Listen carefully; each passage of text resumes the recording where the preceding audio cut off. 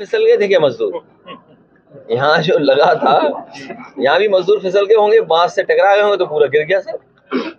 यही तो रेलवे का है। और क्या कहा था कि सफाइयों का है ठेका इसमें।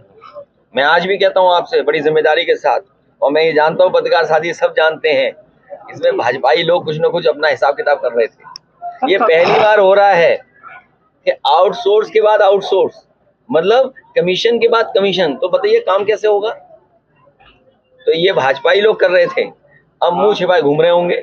लिस्ट दे दें किस किसने काम किया। इन्होंने कहा कि सफाई इसमें शामिल है, हमने स्वीकार कर लिया।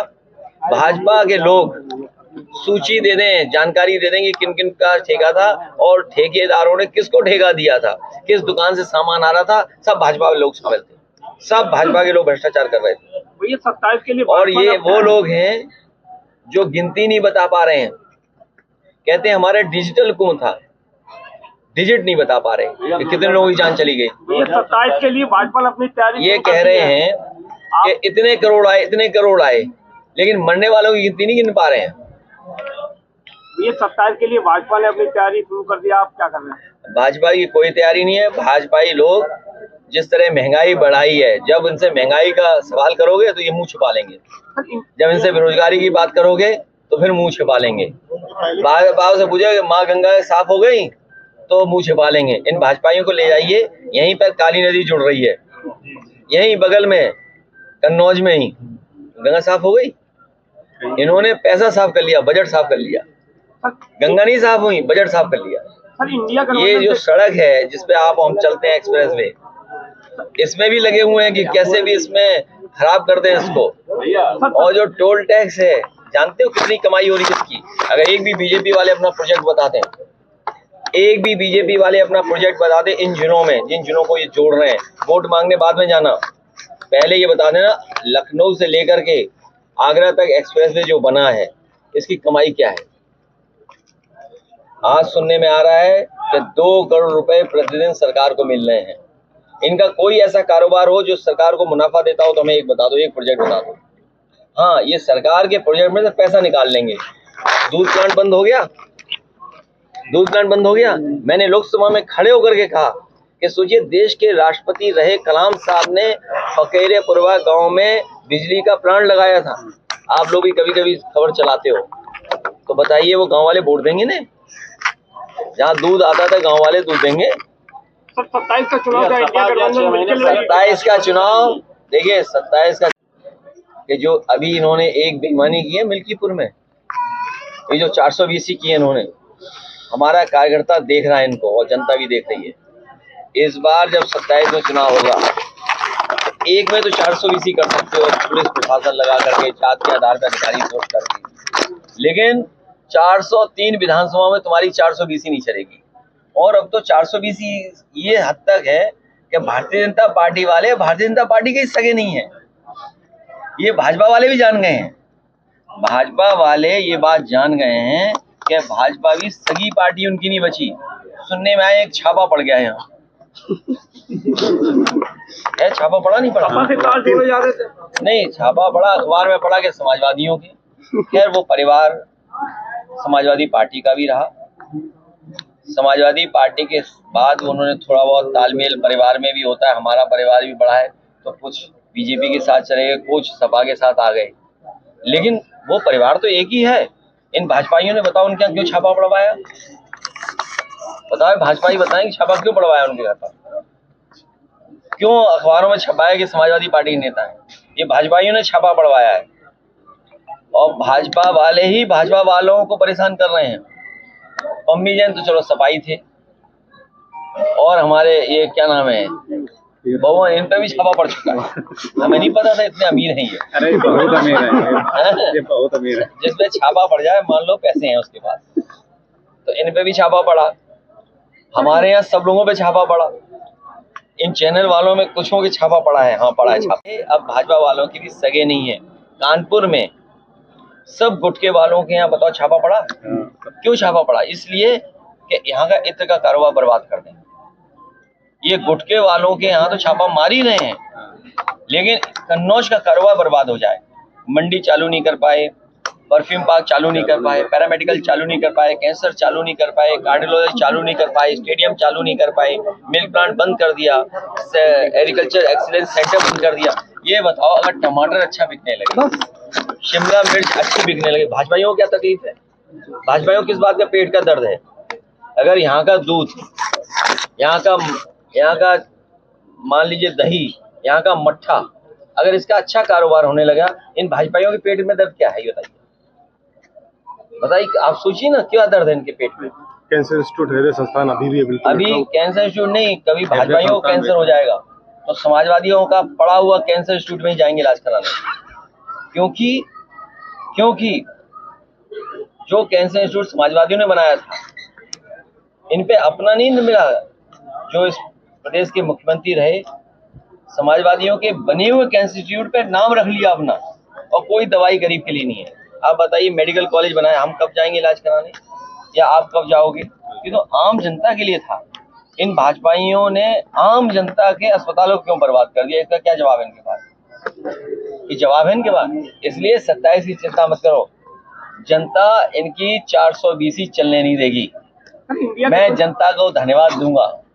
अभी जो लोकसभा चुनाव हमारे जिताया, ये बहुत तैयारी में थे 420 करने के लिए, लेकिन 420 नहीं कर पाए। इसका कहाँ कर पाए बताइए? इंडिया गठबंधन से मिलकर लड़ेंगे। इंडिया गठबंधन मजबूत होगा और हम लोग सब मिलकर मजबूत करेंगे। दिल्ली में आपने केजरीवाल के लिए वोट मांगे थे। ये इसलिए नहीं, इन्होंने बिजली नहीं बनाई। ये जनता अगर सुख हो जाए, नहीं ये सही कह रहा है ये कार्यकर्ता। दिल्ली में देखिए आप पैसा लेते 500 रुपए जोड़ते ये कर रहे हैं, बताइए आप। ये अभी लोग, जो मैं आज कहता हूँ, अभी अधिकारी कोई है यहाँ, कोई अधिकारी तो बुलाना। अभी लोग अभी कह दे रहे, आज के साथियों से मिल रहा हूँ यहाँ, और हमारे पत्रकार साथी भी बहुत सारे लोग रह गए होंगे जो अभी स्नान नहीं कर पाए होंगे।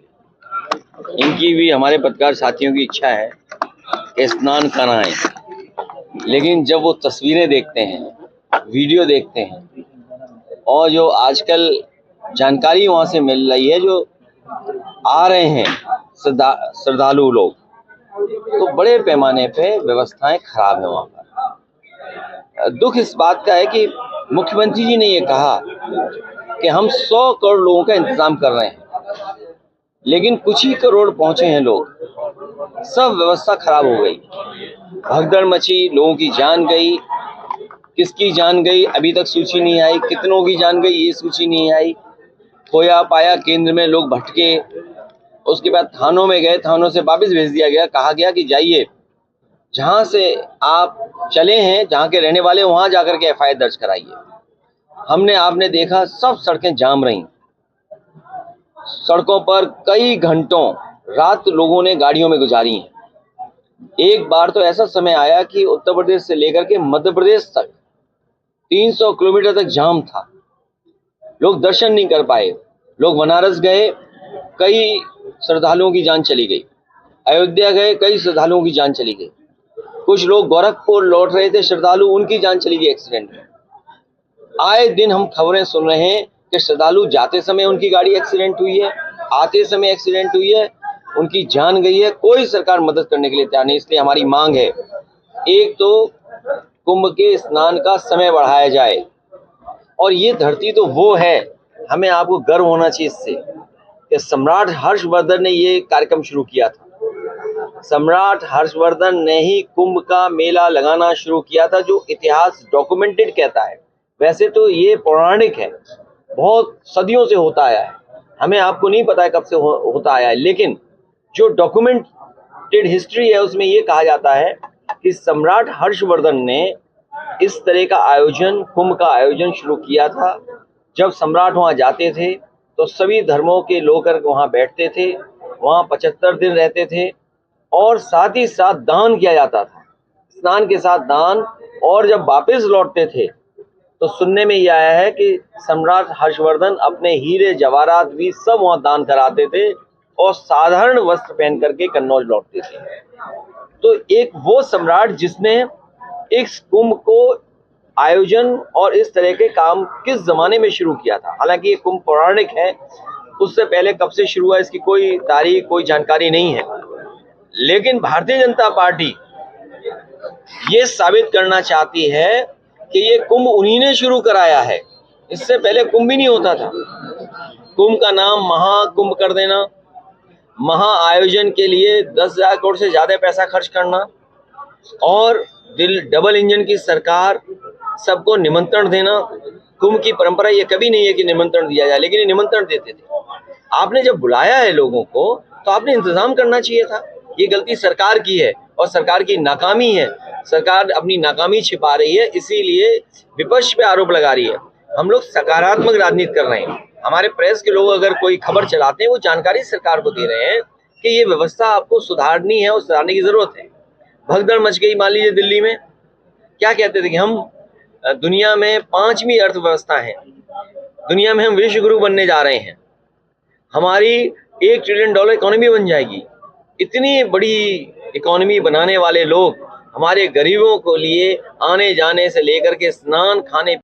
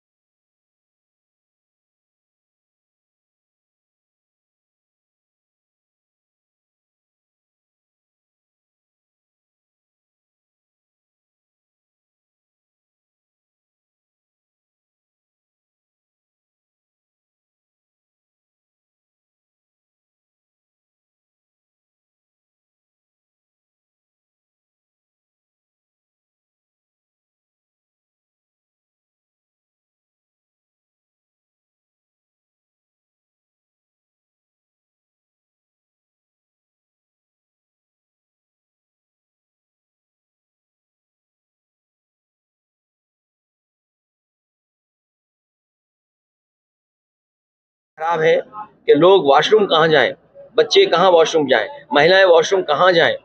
भूखे प्यासे बिना नहाए धोए गाड़ियों में उनकी रातों रात गुजर गई। और क्या कह रहे हैं 144 साल बाद, ये कौन सी तारीख किसने तय की? भारतीय जनता पार्टी वाले क्या साइंटिस्ट हैं? क्या ये सब जानकारी रखते हैं? इन भारतीय जनता पार्टी के वालों से पूछिए, धरती खुद गोल गोल घूम रही है। वहाँ पर काफी महंगाई भी है, वोटों में काफी और जो लोग कहते हैं, देखिए ये इस तरह के धार्मिक आयोजन मुनाफा के लिए नहीं होते हैं। हमारे मुख्यमंत्री जी क्या कह रहे हैं कि 2 लाख करोड़ का व्यापार होगा और व्यापारी वहां मर रहा है। व्यापारी घाटे में चला गया, जिन्होंने दुकानें ली वो उनका काम नहीं हुआ, बिका नहीं सामान, उनको लॉस हो गया बड़े पैमाने पे। तो कुंभ इन्होंने अपने आप को चमकाने के लिए किया। भारतीय जनता पार्टी कोई भी कार्यक्रम हो, चाहे धार्मिक हो, सांस्कृतिक हो, चाहे खेल का हो, ये हर एक में राजनीति कर देते हैं। ये राजनीतिकरण करते हैं ये लोग। ये धार्मिक कार्यक्रम है, ये सबका कार्यक्रम है। 2013 में जब आपका कुंभ हुआ था उसके बाद इन्होंने कहा था कि अखिलेश यादव को अब सीखने की जरूरत है। अब इनकी विफलता इनके सामने खुद भी दिखाई गई। देखिए महाकुंभ कोई शब्द नहीं है, लेकिन इन्होंने क्योंकि महाआयोजन के लिए बहुत सारा पैसा निकालना था, इसलिए पैसे को बर्बादी करनी थी, इसलिए नाम भी इन्होंने महाआयोजन दिया और लोगों को गुमराह किया कि 144 वर्ष बाद हो रहा है। किस तारीख से ये तय कर रहे हैं? हमारे हिंदू धर्म में नक्षत्र और समय 2 इम्पोर्टेंट हैं। तो जो सदियों से होता आया है, कब धरती बनी, कब हमारे स्टार्स बने, कब से प्लेनेट हैं, ये बीजेपी वालों को सब पता है। ये केवल मनमानी करते हैं कि जो वो कहें वही थोप दो, वही स्वीकार करो। दिल्ली रेलवे घटना पर जीतन मांझी जो केंद्रीय मंत्री, उन्होंने कहा है कि सरकार की, देखिए मैं मांझी साहब के बारे में कुछ नहीं कहना चाहता हूँ। ये सरकार भारत सरकार की है और केवल ट्रेन का एक्सीडेंट तो है ही जहाँ जाने गई है लोगों की। आप सोचिए हमारे लोग हथकड़ी और बेड़ियां लगा करके आ रहे हैं। इस बार तो जिस समय प्रधानमंत्री जी लौटे हैं उसी समय अमेरिका ने एक और जहाज रवाना कर दिया जिसमें लोग हथकड़ी और बेड़ियां पहन करके आए। सोचिए, जो लोग कहते हैं कि हमारे यहाँ सब नौकरियां हैं, खुशहाली है, हमारे लोग अपना परिवार का सब कुछ बेच करके, जमीनें बेच करके नौकरी और कारोबार करने जा रहे हैं। ये हालत है। और सुनने में यहाँ तक आया है कि लोगों के ऊपर मुंह पर भी काला कपड़ा लगा दिया था जिससे वो देख भी ना पाए। तो ये कहाँ का विश्व गुरु? क्या विश्व गुरु की यही परिभाषा है? और सोचिए अमृत काल में अमेरिका के लोगों ने कहाँ भेजा है? अमृतसर में। अमृत काल में अमेरिका वाले लोगों ने अमृतसर भेज रहे हैं, वो इसीलिए कि उन्हें अमृत काल और अमृतसर में कुछ तालमेल नजर आता है। कुछ सिखों की पगी भी बोलने की बात सामने आई है वहां से। ये बड़ा दुर्भाग्य है। हमारा देश इतना कमजोर नहीं है, हमारा देश इतना कमजोर नहीं है जो बना दिया है भारतीय जनता पार्टी ने। ये हर चीज के लिए झुक जा रहे हैं। रेलवे के अधिकारियों का कहना है कि किसी का साथ देने का मतलब नहीं हमने किसी का साथ छोड़ दिया। अगर हम इंटरव्यू दे दें इनके चैनल को तो तुम ये समझो कि तुमसे हमारी कोई दुश्मनी, तुम आए नहीं थे। भैया एक दौर था जब कभी बड़े हादसे होते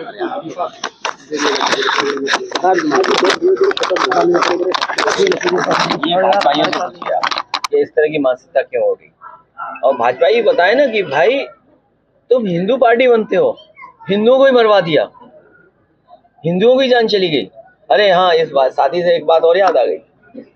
जब हम यहाँ गए थे मंदिर में तो गंगा जल से मंदिर धोया था। अब सोचो हमने गंगा जल में ही डुबकी लगा दी, अब कैसे गंगा जल धोगे? भाजपाइयों से पूछो ना। ये भाजपा के लोगों ने, जब मैं मंदिर में गया और जब मंदिर से बाहर आया तो उन्होंने गंगा जल से मंदिर धुलवाया।